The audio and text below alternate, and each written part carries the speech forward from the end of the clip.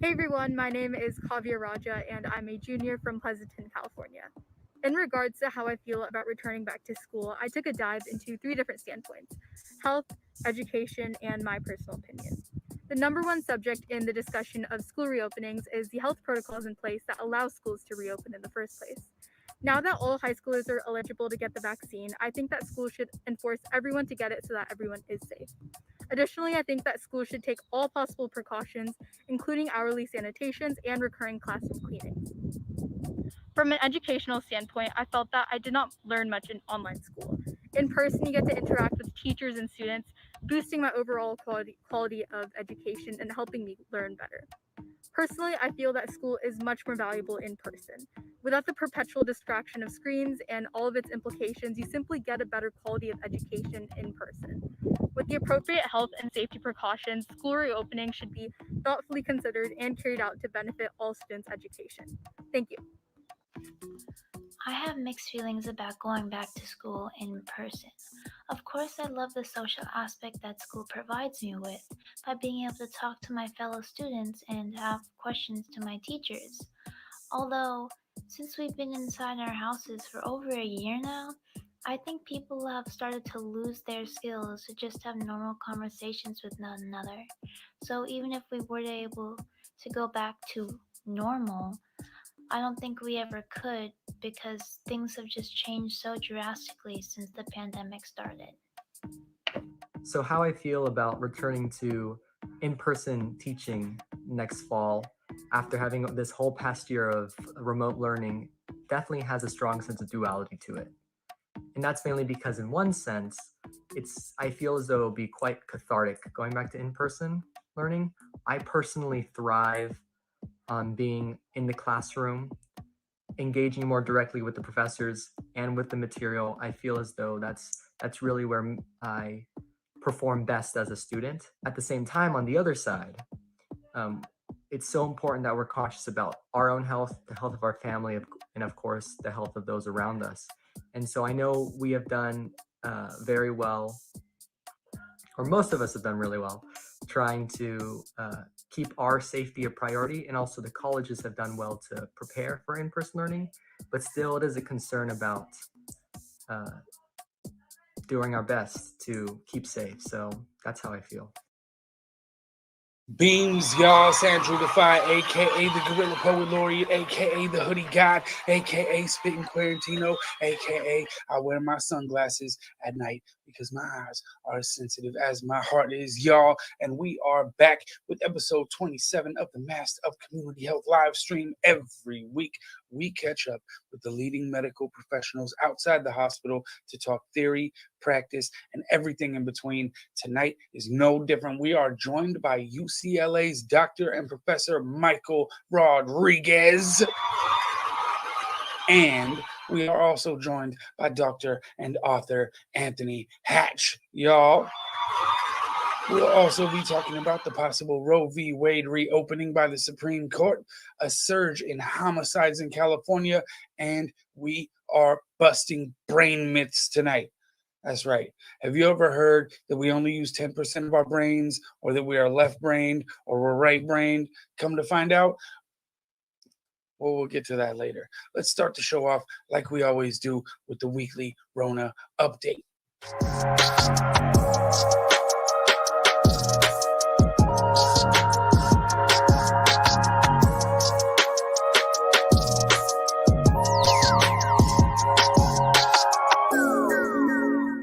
So this story comes to us from Wired. Buried within the bleak news about the COVID-19 pandemic have been some bright spots.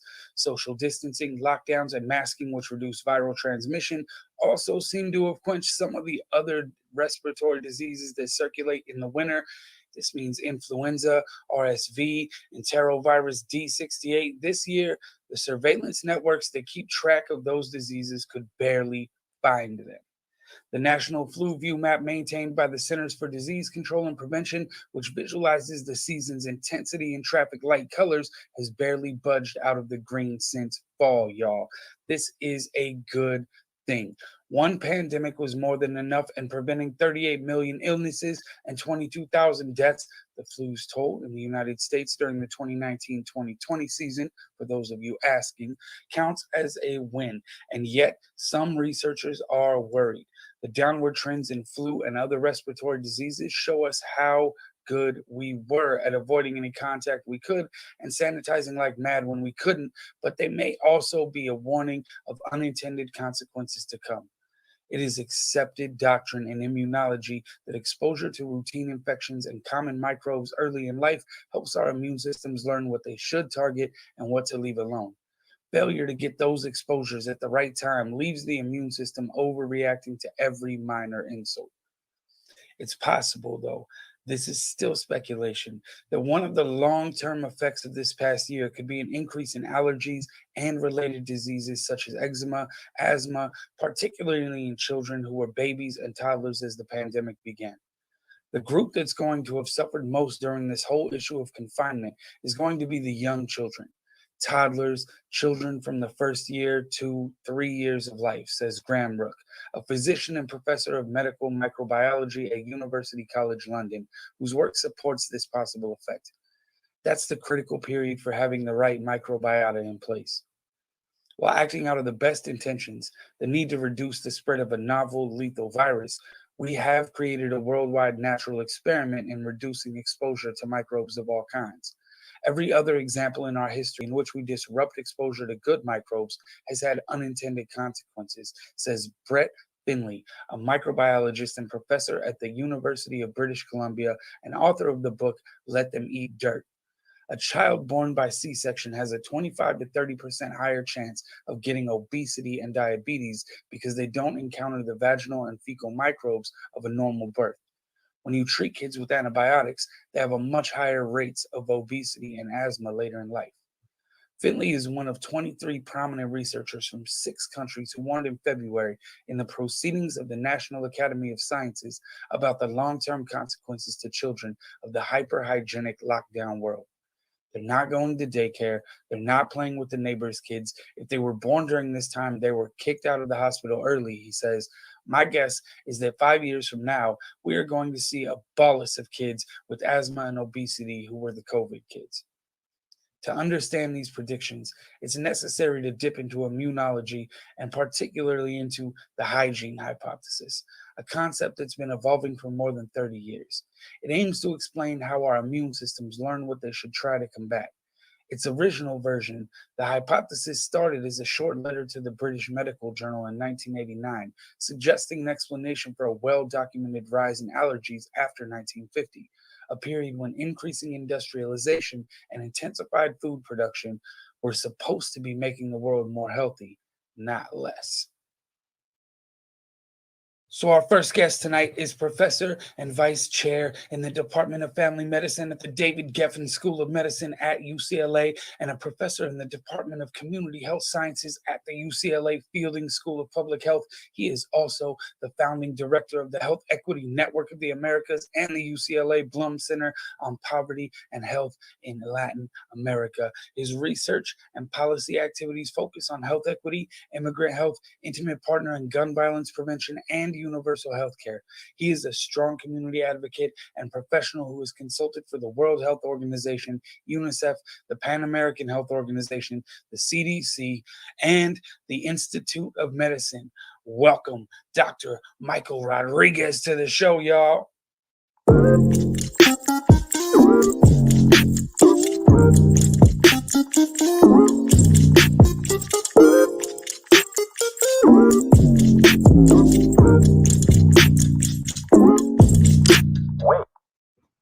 Hey, Dr. Rodriguez, how are you doing today?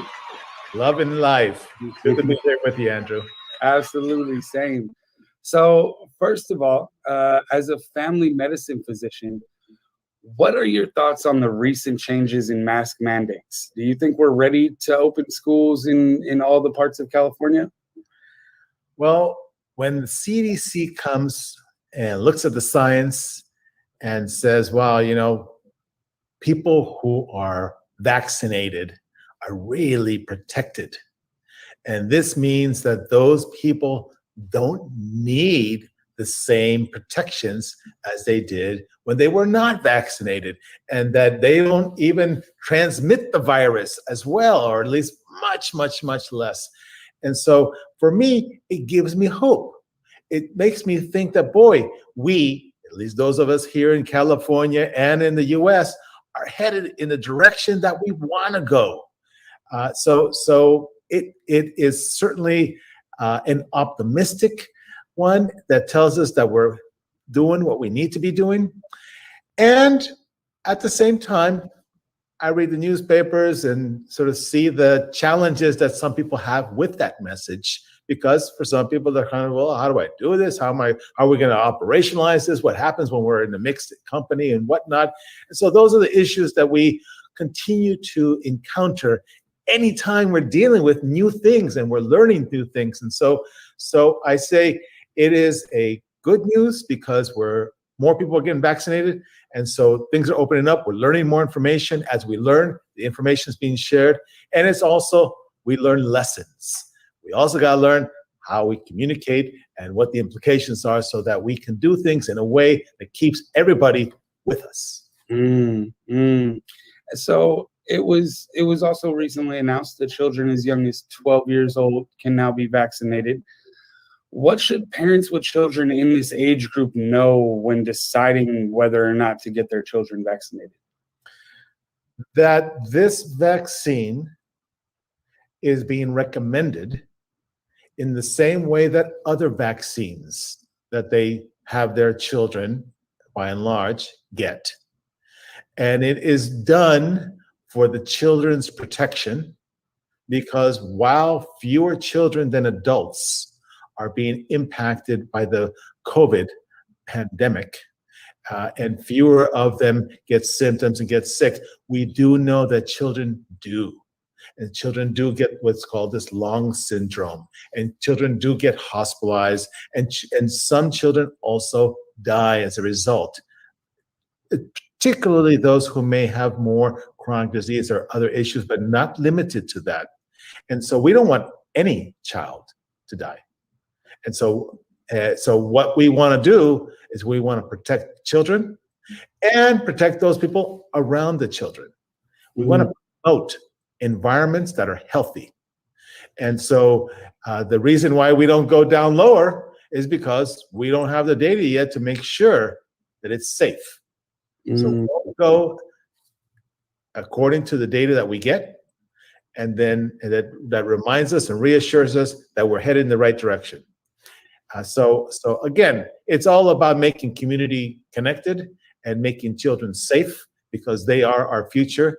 And we want to make sure that ultimately they can have a great environment and they can go back to school with their friends, that promotes their happiness, and have them enthusiastic about learning and moving on forward as well.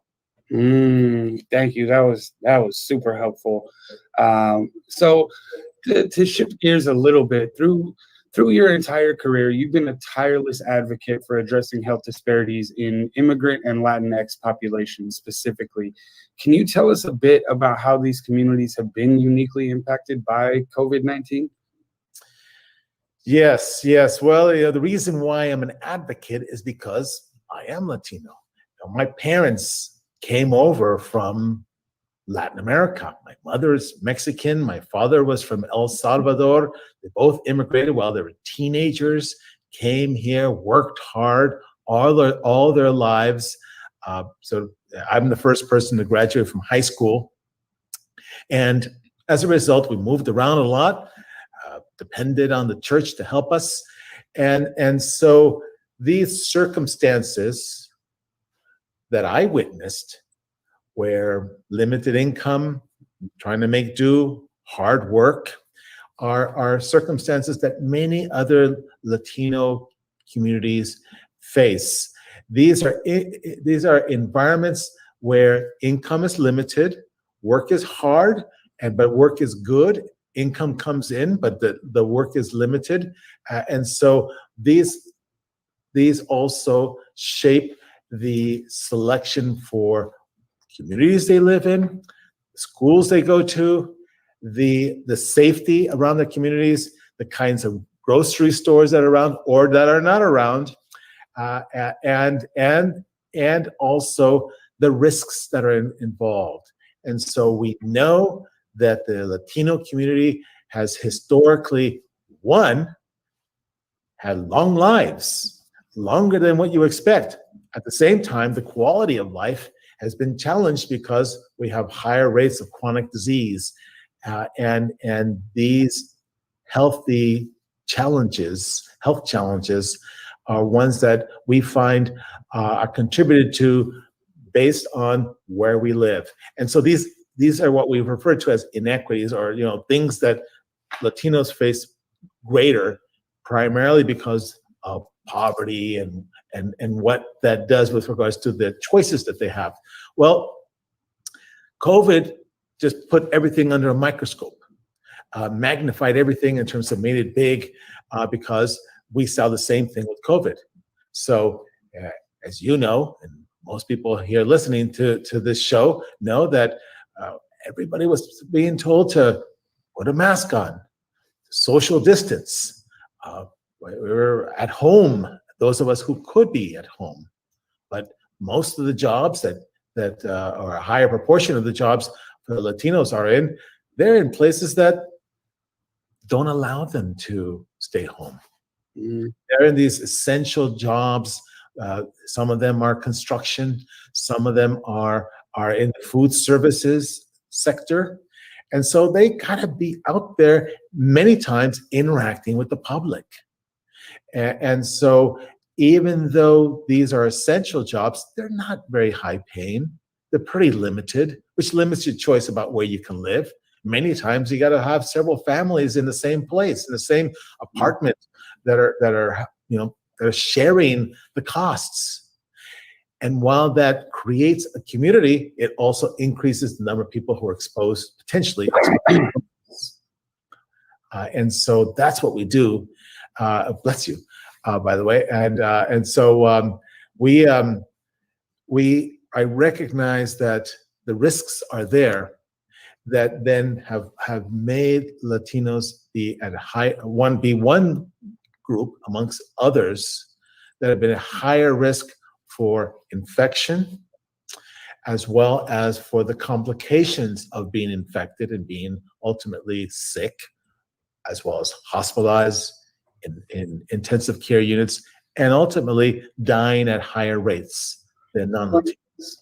And there are barriers that exist to vaccinating undocumented immigrants in California as well, right? Yes. Great point there, Andrew. There are significant barriers on top, and one is the fact that there are challenges, because when we first started rolling out the vaccinations, they were mostly in clinical settings or settings that required a car to get to.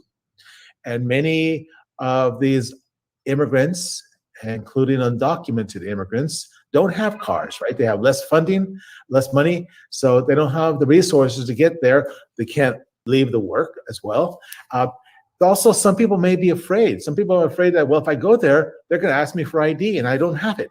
Or if I go there, they're going to ask me for some money and I don't have that. And so they'll have these perceptions. Or what is also happening, unfortunately, is that there are these campaigns that provide information about the vaccination, that the vaccination itself, the vaccine, has potential harms. And some of it talks about chips in the vaccine.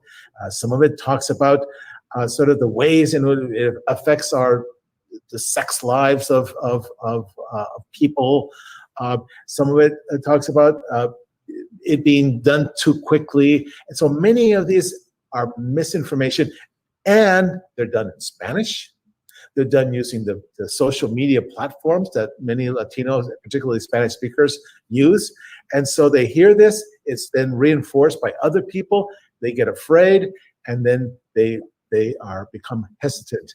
And so, yes, these are a number of other barriers that we find.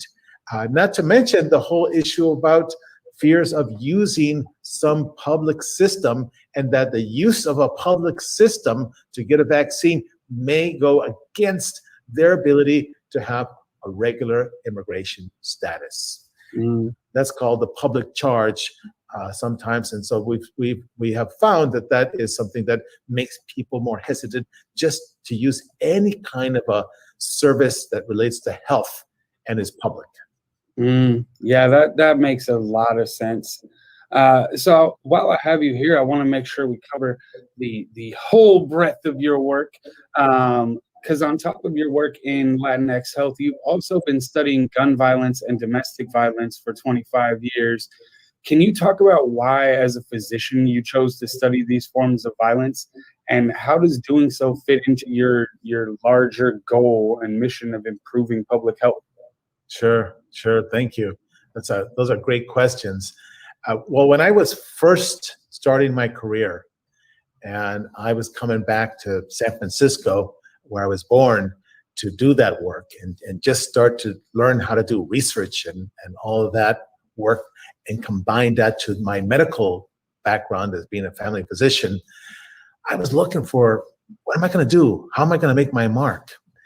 And I ended up being asked to provide some advice to a program that was caring for women who were suffering from domestic violence.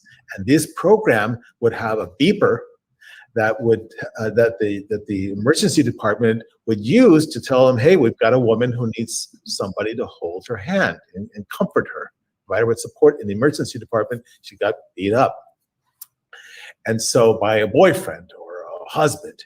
And so this program continued to do that. They say, you know what?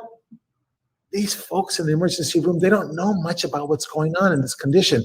We need to have a program that's going to help to inform them. And I looked into that, and I went, well, you know what? I know something about medicine. And we found out that the way that they were addressing domestic violence was all about the police and all about responding to it. But here we were in the emergency room with the health impacts of violence. And so I said, well, instead of always just working on it afterwards, why don't we do something? If it impacts health, we know that there are things that we can do to promote health. Why don't we use what we've learned from other areas so that we can prevent health from happening, help people to understand what's going on, so that when we come in, we can understand ways to help provide people with some support to not only take care of their physical, as well as address emotional traumas that they're experiencing, but also help to connect them with support that will help them in the journey to get free of the violence. At the same time, support their decision-making process about what makes them safe.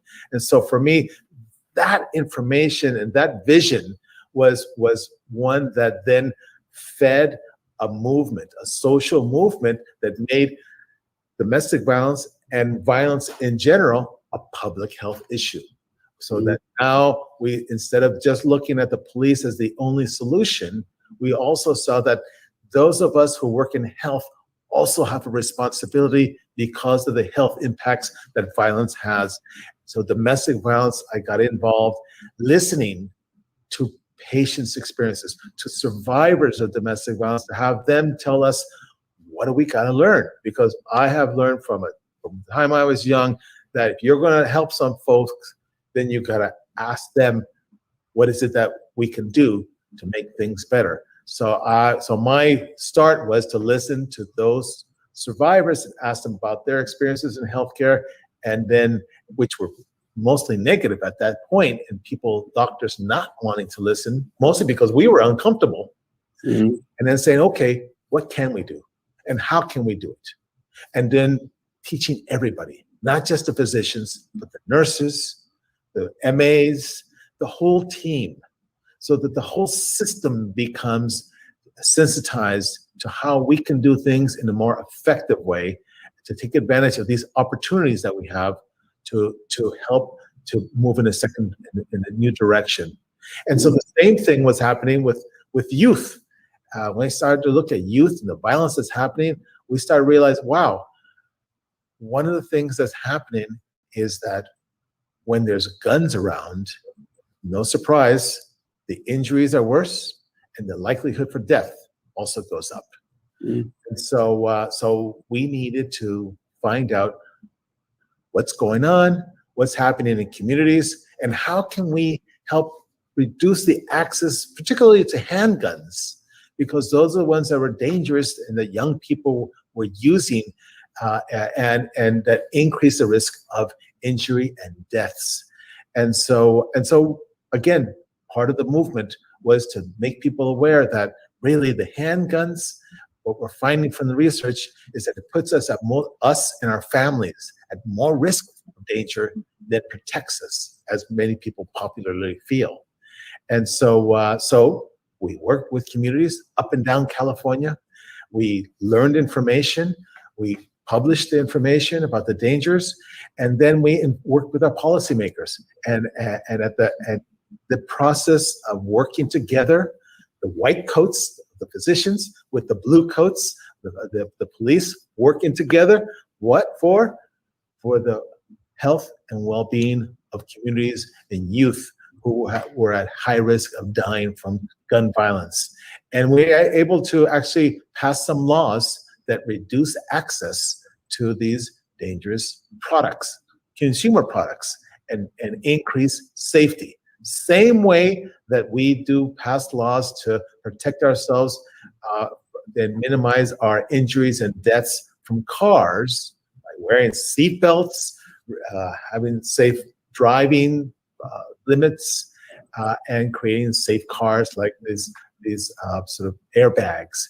And so all those type of things we do so that we can make sure that we have more safety. And so for me, it's been an honor to work with survivors, community members, other physicians, researchers, and policymakers to look at violence as a public health issue and to do things to help to prevent it.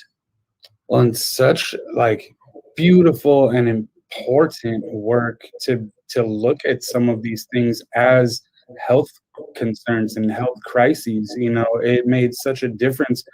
Even when racism was declared a health crisis, you know, we do a lot of focus on that in this show, and just it shifted everything of how we looked at racism and gave it a little validity that I think a lot of like white folks and people who'd never experienced racism didn't understand, and it made it a little more tangible for people. So that's beautiful. So I have one last question for you, and it is the question that I ask everyone who comes on this show, because I am an expert joy hunter. Where are you finding your joy today? Well, Andrew, today I'm finding my joy by talking with you, because this is an opportunity to connect.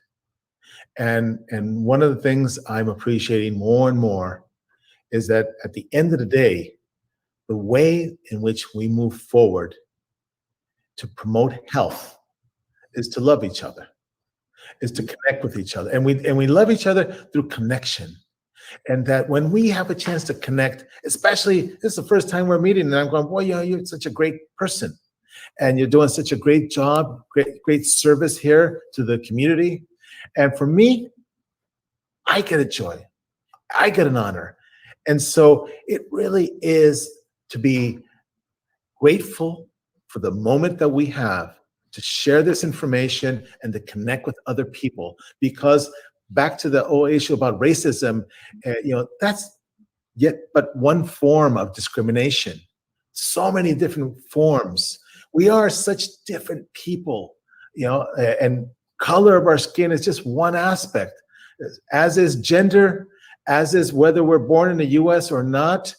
So the issues of immigrants and xenophobia, homophobia, are sort of there's a number of different issues that make us different. But when we connect, we have a chance to sort of close that gap between us. And when we do that, then we realize that the humanity that all of us have, the goodness inside each other, and we really appreciate and value what lucky people we are to be connecting to other folks who are different and provide us with opportunities to learn more about ourselves and about other people and their cultures as well. And so for me, that's what it's all about, because brother, it is all about us being connected, us going together forward, and everybody goes up. Doesn't matter who you are, because our health is only limited by the people who are having the least of the resources available to them. So we want to make sure everybody has an opportunity to move forward and do the best they can.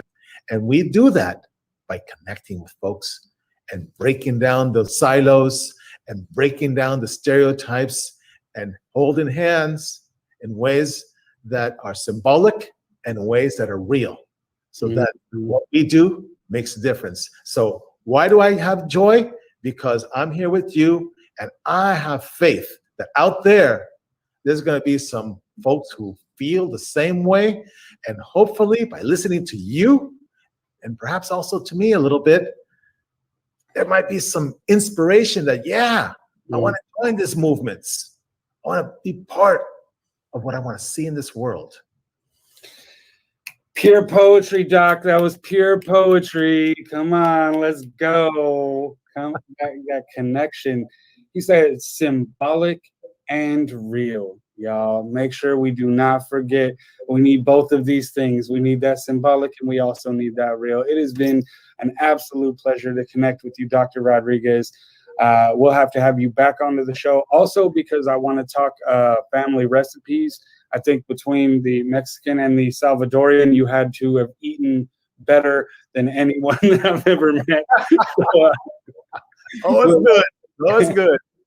We'll have to connect again soon. But until then, please take care of yourself, and thank you so much for who you are and all you do. Thank you. It's been a pleasure and an honor, and I'll come back anytime.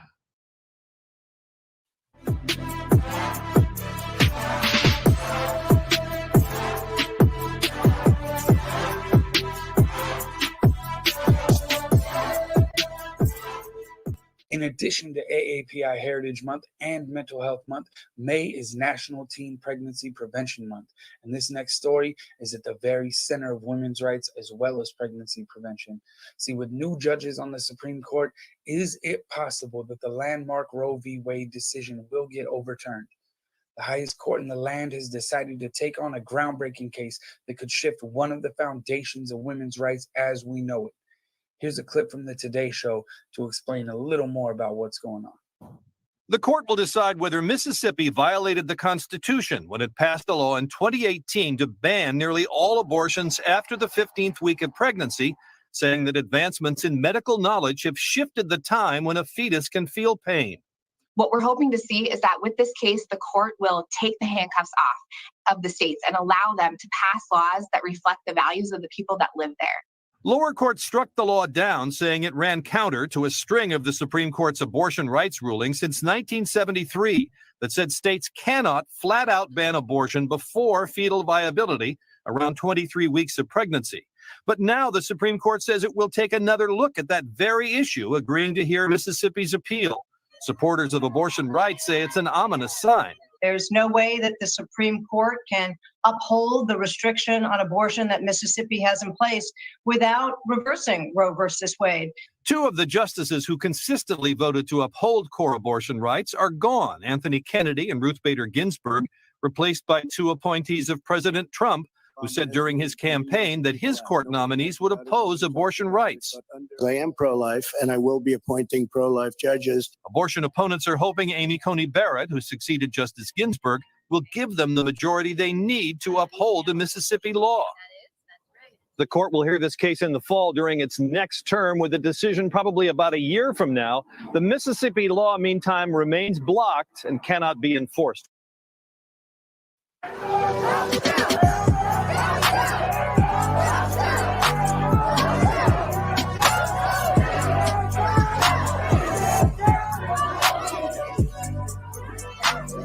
So we heard earlier earlier in the show that last year's lockdown stopped the flu and other major viruses, but what it didn't stop was the homicide rates in California. Throughout the state, rates were up from LA and the Bay to Stockton and Sacramento. In fact, the number of homicides per 100,000 California residents rose to its highest level since 2008. Kaiser Health News dug through the data in this recent article. California registered a devastating surge in homicides in 2020 that hit especially hard in Black and Latino communities. The number of homicide victims in California jumped 27% from 2019 to 2020 to about 2,300, marking the largest year-over-year increase in 3 decades, according to preliminary death certificate data from the California Department of Public Health. There were 5.8 homicides per 100,000 residents in 2020, the highest rate in California since 2008. Similar increases were seen all over the nation. The number of homicides in a sampling of large cities grew 32% from 2019 to 2020, according to preliminary FBI data. The data encompasses over 200 cities with more than 100,000 people, but does not include some big cities like New York, Chicago, and Philadelphia that didn't even report. The California death certificate data reveals striking disparities in who fell victim to homicide in 2020. The number of homicides that took the lives of Black Californians rose 36% from 2019 to 2020, while homicides that took Hispanic lives rose 30%. By comparison, the number of white homicide victims only rose 15%, and this number of Asian victims rose 10%. Most victims of homicide in 2020 were young, between 15 and 34 years old. The number of homicide victims in this age group rose from about 900 in 2019 to 1,175 in 2020. That's a 31% rise. Firearms were the most common instrument of death, and the number of homicides involving guns rose 35% in 2020. Extending another long-standing trend, males were 5 times as likely to be the victims of homicide as females. The number of male victims rose 30% in 2020, compared with a 14% rise in female victims. The increase in deadly violence played out across large swaths of the state, urban and rural, and was keenly felt in the San Francisco Bay Area. Among California's 10 most populous counties, the sharpest increases were reported in Alameda County, where homicides rose 57%, followed by Fresno at 44%, Sacramento at 36%, and Los Angeles at 32%. Only one of the 10 most populous counties, Contra Costa, saw a decline in homicides last year. Law enforcement officials and criminologists said an increase in conflict among young adults, particularly those in street gangs, was a significant factor in the violence. They noted that schools and sports programs shut down as COVID-19 surged, as did large numbers of community and nonprofit programs that provide support, recreational outlets, and intervention services for at-risk youth. Georgia Leap, a UCLA anthropologist and expert in gangs, violence, and trauma, said the restrictions on youth intervention programs and other healthy activities played a huge role in the rise of violence. These sports after school, football, basketball, whatever it might be, all that is stopped, said Leap, a faculty member at UCLA's Luskin School of Public Affairs.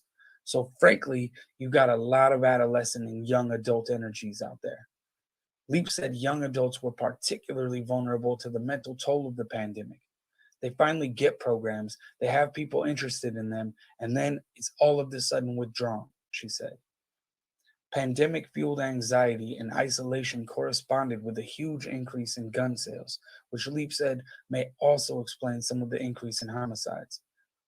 I'm worried about how easy it has been to get a gun during such a crisis time in America, she said. It's not a pick one factor, she added. All of these factors reinforce each other. With mass vaccinations taking place across the state and nation, more places are reopening and young adults have more options to engage in something positive. But Leap said it will take a broad effort to bolster jobs and education, along with short-term intervention aimed at those still hurting from the pandemic to improve the social conditions that contributed to the increase in homicides. As much as we've never dealt with a global pandemic in modern times, we've never dealt with the aftermath of a global pandemic either, she said. Since we are talking about social determinants of health, it is only fitting that we bring an expert on. Dr. Anthony Hatch is a sociologist, an associate professor, and chair of the Science in Society program at Wesleyan University, where he is also affiliated faculty in the Department of African American Studies, the College of the Environment, and the Department of Sociology. He is also the author of Silent Cells, The Secret Drugging of Captive America, and Blood Sugar, Racial Pharmacology and Food Justice in Black America. Y'all, welcome Dr. Anthony Hatch to the show.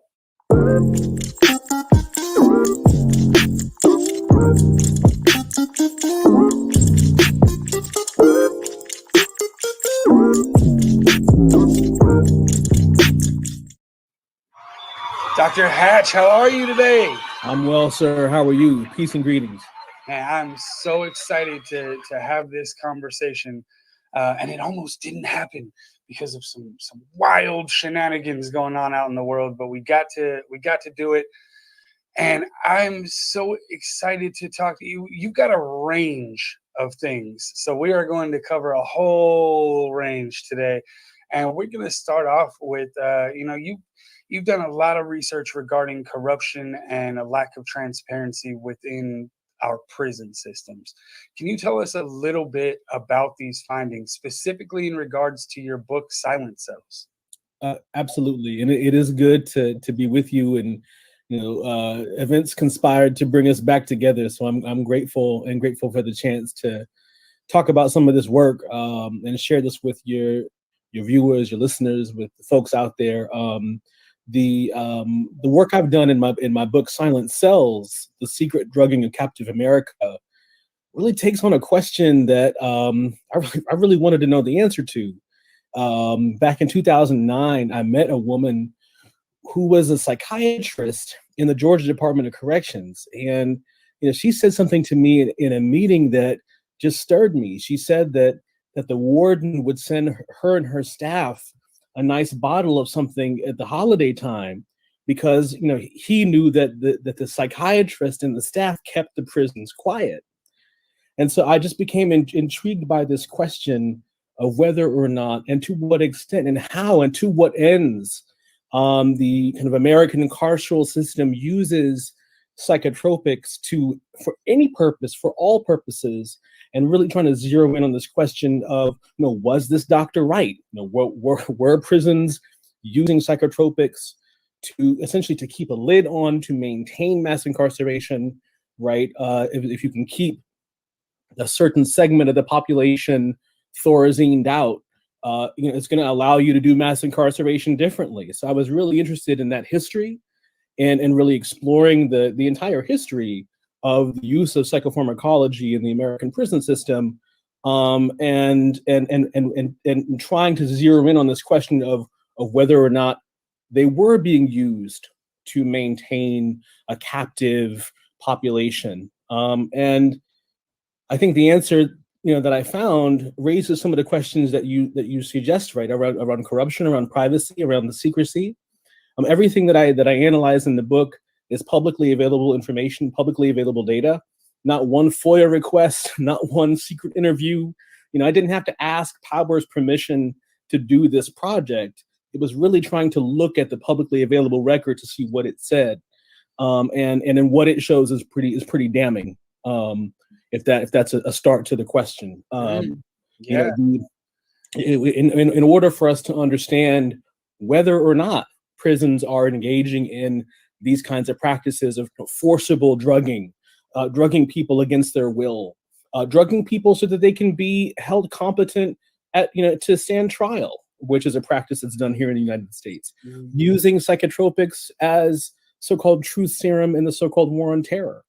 In one of the most devastating to me cases I explore in the book, the use of psychotropics in the foster system, among young children, right, who are held as wards of the state in all these different settings. Our social institutions are using these drugs to great effect, and all those connections are what I wanted to explore and unearth. Yeah, y'all make sure you go pick up Silent Cells. And what can we learn from your book? I mean, this is a really broad question. What can we learn from your book in terms of the need for prison and police reform? I mean, this is one of the animating forces in the project for me. What are the anchors of our carceral order and the United States specifically? Although these systems do, of course, have parallels and connections internationally, but the United States, it seems to be a unique case. And so I was interested in, what were the forces? In particular, this book examines what are the technologies, right? What in the book we call carceral technologies, along with my colleague Ruha Benjamin and many others, thinking about all these different technologies and systems that are designed to keep people locked in place, fixed, contained. So everything from the architectural design and materials, all the way through to the food systems, as well as the health and pharmaceuticals delivery systems, which is what I was focused on in Silent Cells. What role do these technologies play in upholding the system? And if you were to take the technology away, could we do mass incarceration the same way? So I was very much interested in how this research could inform an abolitionist politics that aims to say, all right, you can't actually do mass incarceration this way without this technology. This technology, this which on one hand can be used in the context of medicine, in the context of constitutionally protected standards for healthcare, right, can also be used to punish and to coerce. And so, that is a dynamic that the book, the attention that the book explores. But this is really a fundamental question of reform. On the one hand, my book, in the book, I argue that one institution that could use reform is the prison pharmacy, right? Prisons are the conduit for vast quantities of pharmaceutical and medical products, all of which get filtered through an entire network of pharmacy systems and corporations that are providing billions of dollars of goods and services to the system to maintain the health and well-being of people who are incarcerated.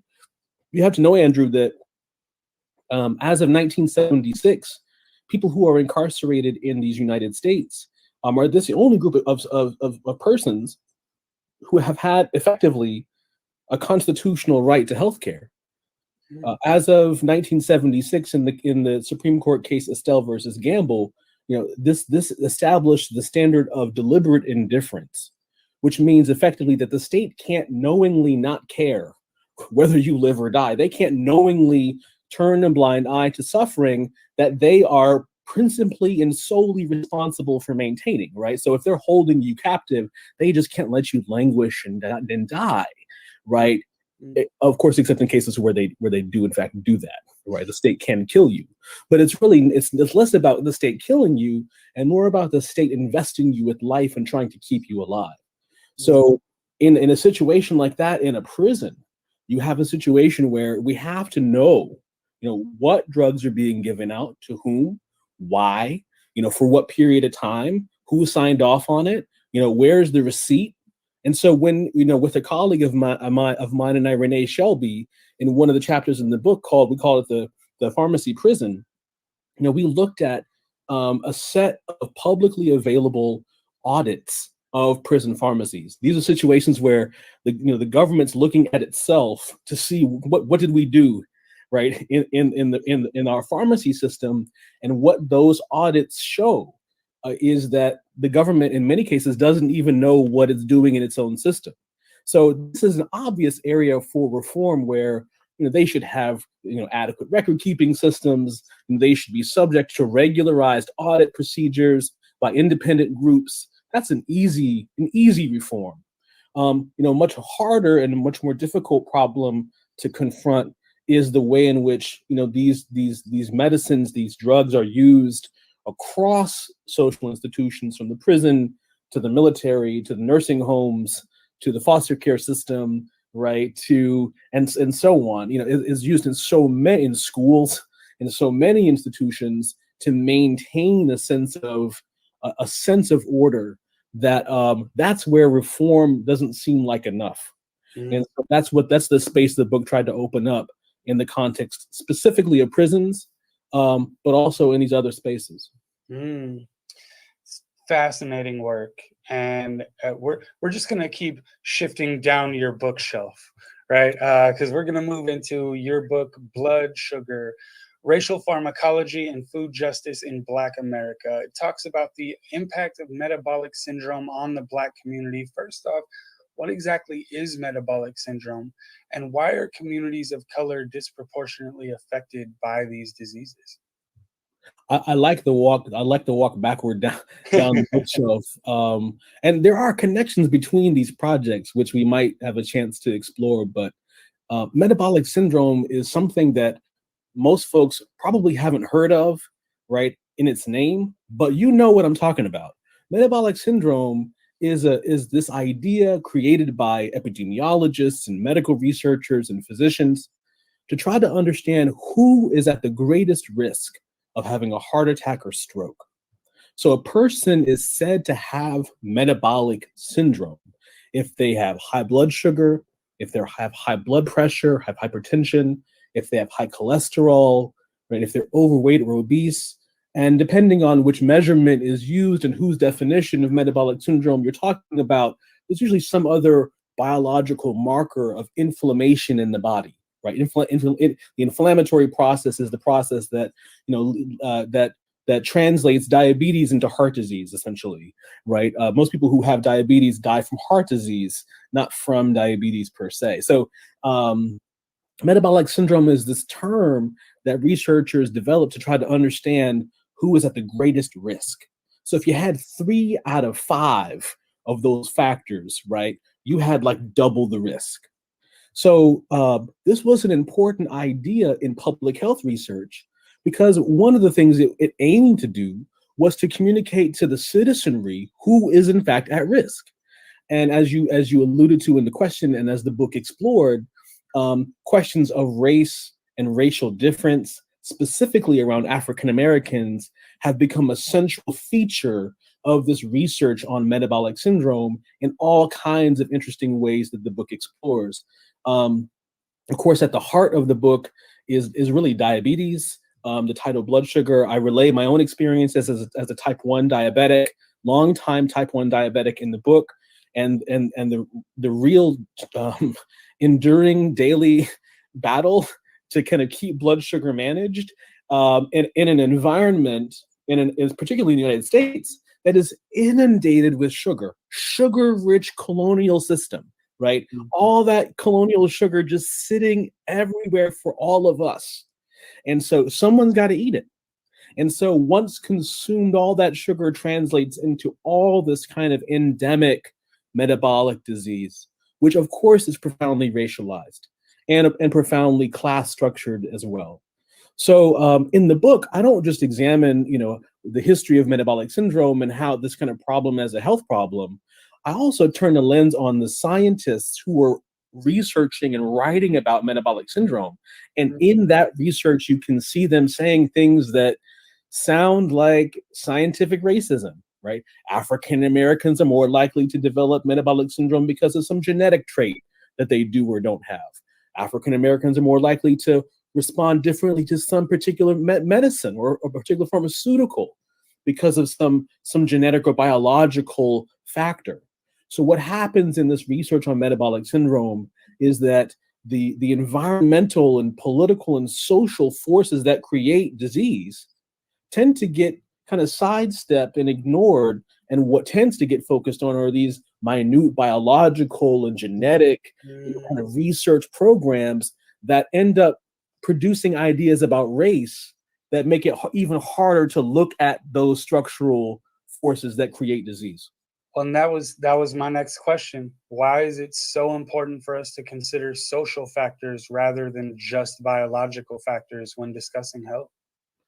It's a key question, but let's reframe it just for a moment, because what happens is that the social enters into the body, right? The human body is an open system that we are beings.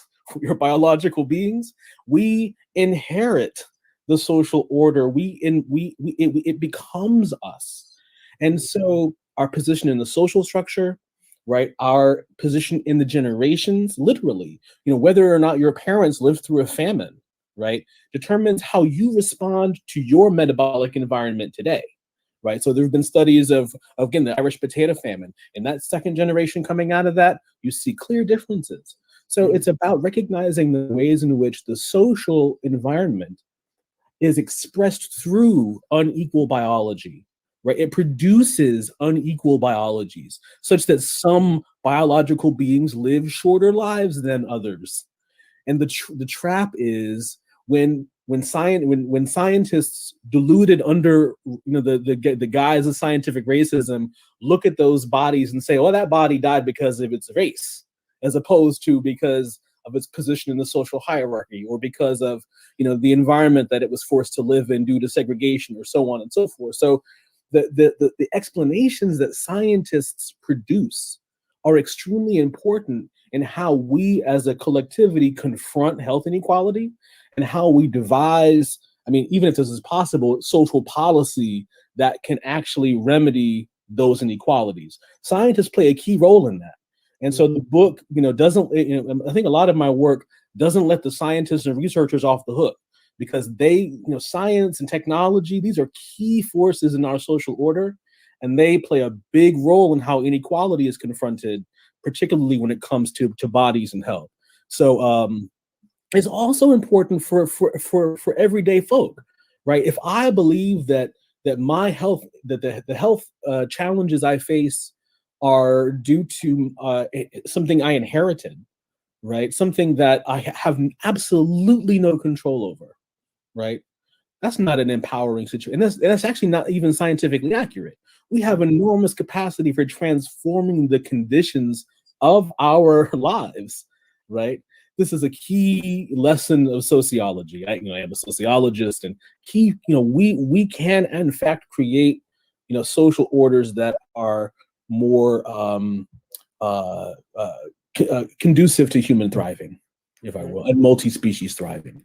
So we got to get the story straight. If we're over here talking about genetics and genetics and genetics, then we're not talking about, wealth inequality.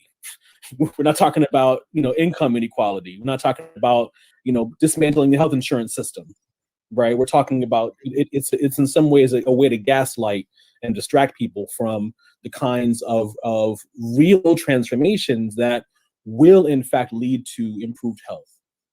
Oh, that reframe. That was a 24-karat reframe. Thank you so much, Doctor. So I have one last question for you, and it is the question I ask everyone who comes on this show, because we try to keep the joy hunt going on around here. Where are you finding your joy these days? Oh, I love the question. And these days I find my joy in putting my windows down. I crank my little 2003 stereo speakers up, and I bump whatever playlist I can pull up. I have my kids will make me a playlist, 90s hip hop, anything I can. So today, actually, I thought of it was KRS-One. I was listening to KRS-One, the KRS-One mix coming in, and so to me, it's trying to have a connection to to music. It's having a connection to creativity, to creation, and especially in this moment, with death lurking around the corner, really trying to just stay grounded in that and sing a song. You heard it from the good doctor, y'all. Get some hip hop in your life. The KRS-One.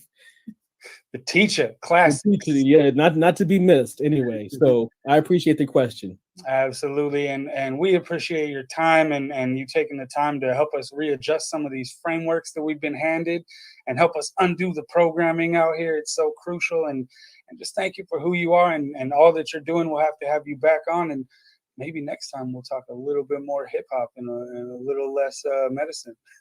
Hip hop sounds great. And I again, everybody, it's time to get counter programming going, and counter programming is very important.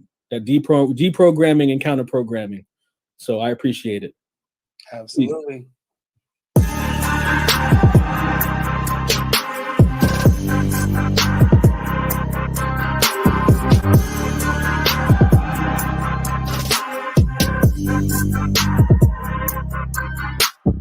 So there is a whole segment on this show called Netta Found This, where we share with you something that research extraordinaire Netta Ashtari found. And this week, she asked me if I thought most people still thought that we only use 10% of our brains. I don't know if most people do, but I know I was one of the people who did until she let me know. Check this video out from Free Med Education. Question: do we use only 10% of our brains? This is one of the most commonly promoted and repeated phrases by motivational speakers and many, many others since the beginning of the last century. Today, however, radiologists and neuroscientists can look at any brain scan, measure brain activity at any given time, and have a good laugh at the idea. Imaging techniques such as positron emission tomography, PET, and functional magnetic resonance imaging, fMRI, allow doctors and scientists to map and watch brain activity in real time. The truth is that your entire brain is playing its part. If only 10% of the brain is normally being used, then damage to the other areas of the brain should not impair performance. Instead, there is almost no area of the brain that can be damaged without loss of abilities. Even slight damage to small areas of the brain can have profound effects. Obviously, this is bad news for anyone hoping to find the secret to becoming a genius overnight. The good news, though, is that hard work still works. There is plenty of reason to believe that you can build brain power by regularly working at challenging mental tasks. In fact, your brain is capable of neuroplasticity. It is the ability of the brain to change continuously throughout an individual's life. Neuroplasticity. Noted. We'll get into that some other time, but what if everything we've been told about the brain was a lie? Like, are we even left-brained or right-brained? If only there was a video. Behold the human brain, its lumpy landscape visibly split into a left and right side.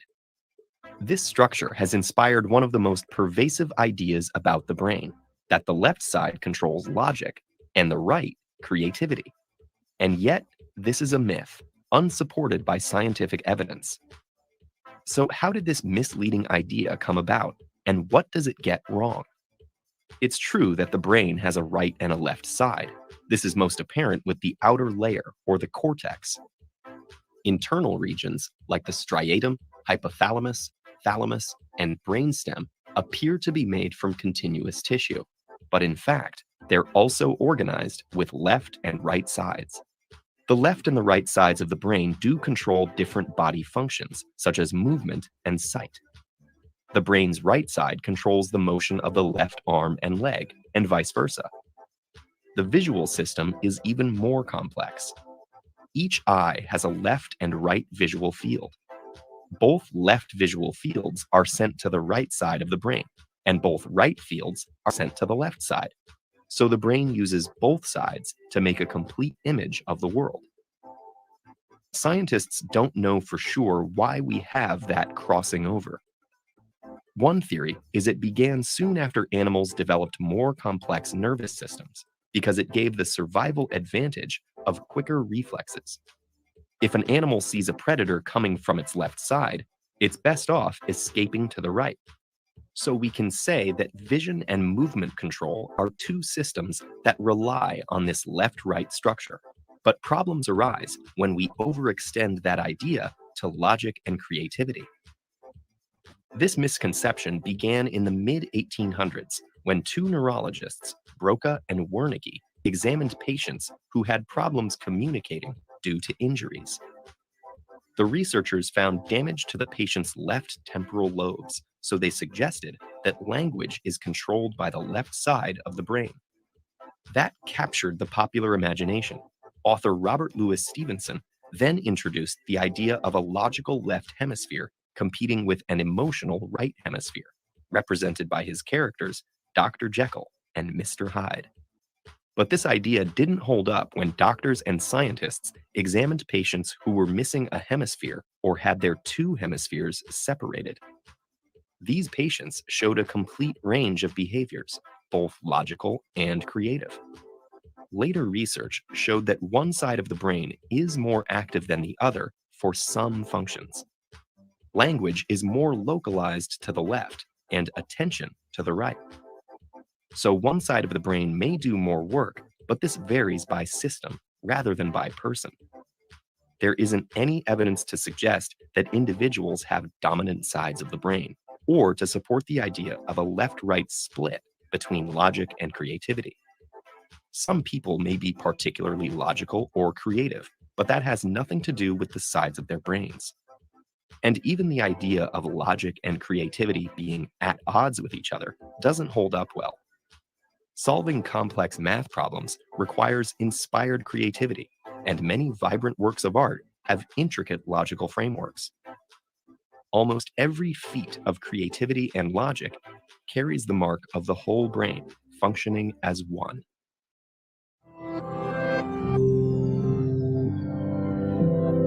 So that brings us to the end of another episode of Masked Up. We want to thank the half of the internet that tunes in every week.